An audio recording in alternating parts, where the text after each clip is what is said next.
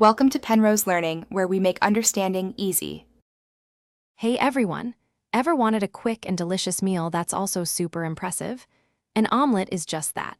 It's incredibly versatile, perfect for breakfast, lunch, or even a light dinner. Mastering a fluffy, flavorful omelet is actually much simpler than you might think.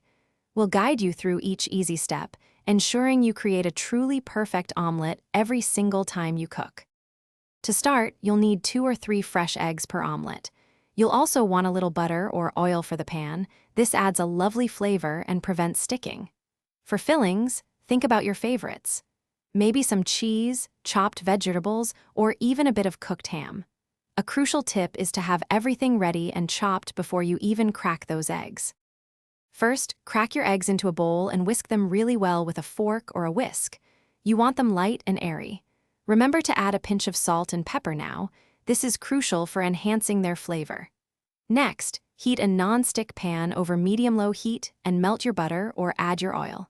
The pan should be hot enough to sizzle slightly, but definitely not smoking.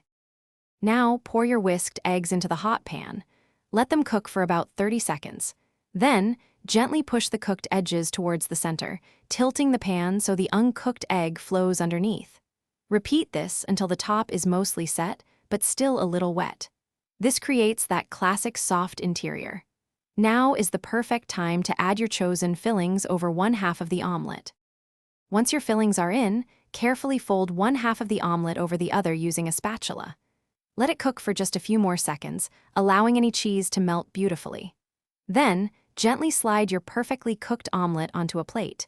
You can garnish it with fresh herbs like chives or parsley for an extra touch of elegance.